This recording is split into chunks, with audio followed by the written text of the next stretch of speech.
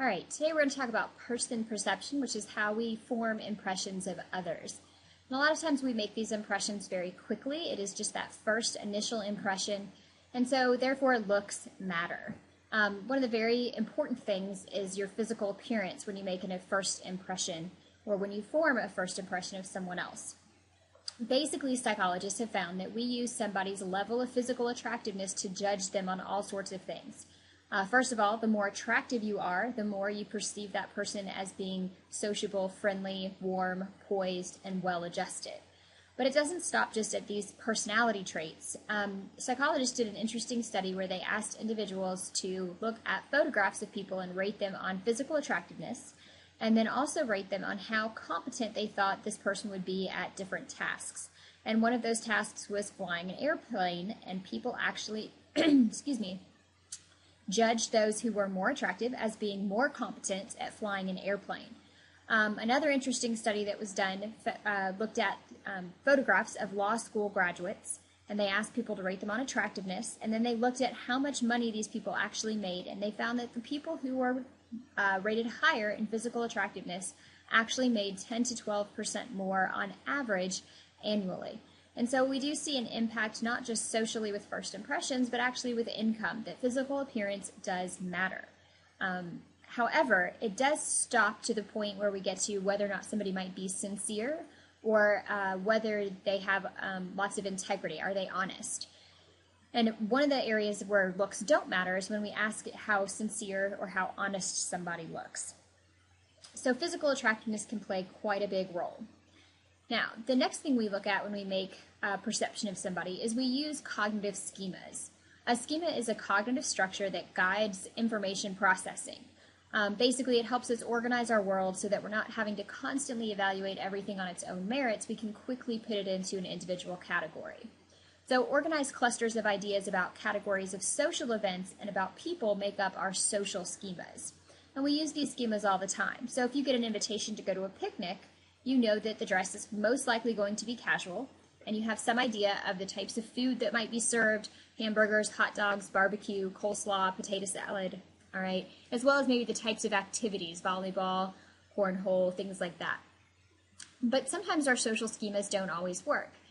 For example, when I was in college as a freshman at the University of Richmond in Richmond, Virginia, I went to tailgate. I was told tailgate was a pretty big deal.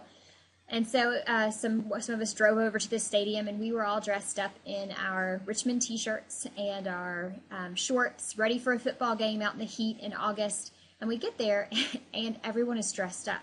The men are wearing ties, they have button-down shirts on, khakis. All the girls there were in dresses and high heels, and we were completely underdressed. And it just so happens that at the University of Richmond, tailgate is a close to semi-formal event.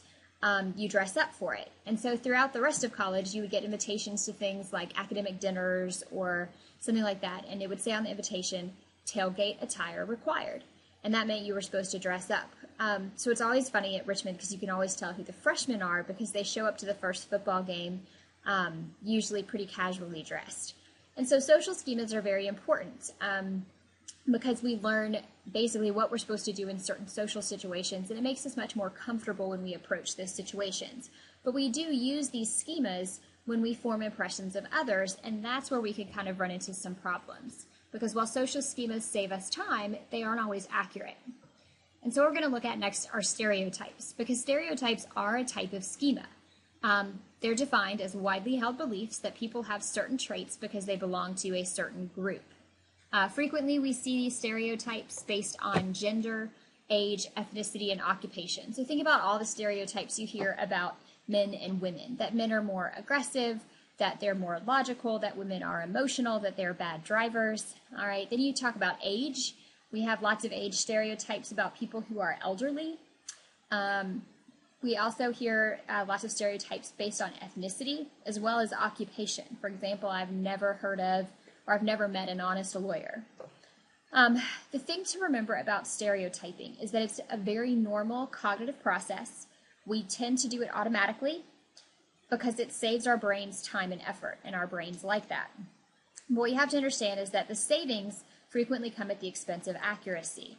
all of us can stop. And if I say, think about an elderly person who doesn't fit your stereotype, and it's pretty easy to do. So the question is, why do we do it? And it's because it's easy, it's fast, and it can help us form those first impressions. It's just not always accurate. So let's talk about subjectivity in person perception. Basically, when we first meet somebody, and maybe they're behaving in a way that could be interpreted in a couple of different ways, their behavior is ambiguous, we tend to then make our perception based on what is consistent with our expectations. So if we see a female driver, and we're behind a car rather, and they're driving poorly, maybe too slow, they're very timid, they're swerving a little bit in their lane, and then when we finally get to pass the person, we see it's a woman on a cell phone. And a lot of times we then go, oh, bad female drivers, okay? What we need to be aware of are things called illusory correlations. Illusory correlations occur when we estimate that we have encountered more confirmations of an association or correlation between social traits than we have actually seen. All right, so let's first, before we move on to the example here, think about the driver. With illusory correlations, it doesn't just work that we believe that we've encountered more confirmations. We also tend to ignore disconfirmation. So think about all the time you've passed a driver who's driving perfectly fine, and if they've been female. You probably just haven't noticed because they didn't do anything out of the ordinary to call your attention to them. So we tend to focus on the few times we've been behind somebody who was a bad driver, who was in fact female. All right. There was an interesting study that was done, and they showed all the participants pictures of the same woman doing a couple of different activities, such as drinking a beer, watching TV, listening to classical music. Now, one group thought this woman was a librarian, and the other group thought this woman was a waitress.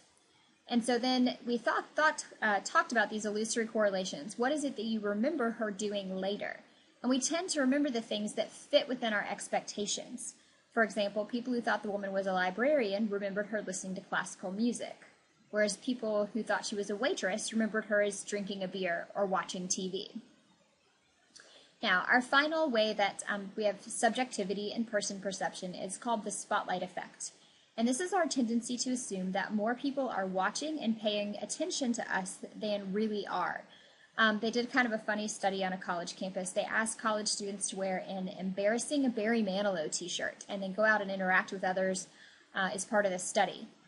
And participants rated that a much higher number of people actually noticed their Barry Manilow t-shirt than people actually did. And so what we found is that, we are the center of our own universe, and so we tend to think that people are always paying attention to us, when in actuality they are not. And so that's the spotlight effect. Unfortunately, it works kind of both ways. So when you do something embarrassing, not as many people notice as you thought did. But when you do something great that you want people to notice, not as many people notice then either. All right, now to wrap up our little section here on person perception, let's talk about the evolutionary approach. And remember, evolutionary psychologists tend to look at why traits, how they've helped us adapt and evolve over time. Basically, why have we survived, and so why have these traits developed? So evolutionary psychologists looked at what they call in-groups and out-groups. An in-group is a group that you belong to and identify with, and an out-group is one that you do not belong to or do not identify with. So imagine a long time ago when everybody lived in very small social groups, and your survival depended on the people around you. Okay, humans needed to quickly identify friend from foe because a lot of times this could mean the difference between life or death. And so they had to categorize people very quickly using stereotypes, basically saying, are they like us, part of our in-group, or are they not like us, they're part of the out-group. What's interesting is that once we classify someone as part of our in-group, we tend to view them in a favorable light. We'll cut them some slack, we note the positive traits, we overlook negative traits, but it's the exact opposite for out-group members. We tend to view them through negative stereotypes. And what's really interesting is that once somebody is in our outgroup, your book says we move them outside of our domain of empathy, meaning that we don't treat them the way that we would want to be treated ourselves. And so it justifies us in disliking them or discriminating against them, which is why you see otherwise empathetic human beings engaging in horrific actions based around ethnicity or gender or religion. Okay.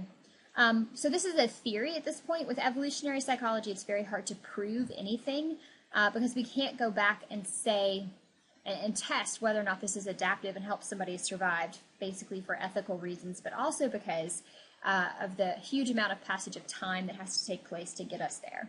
So it's an interesting theory. You need to kind of make note of it and know what in-groups and out-groups are, but just realize that it is just a theory that hasn't really been tested very much. So that wraps up our chapter or our section on person perception.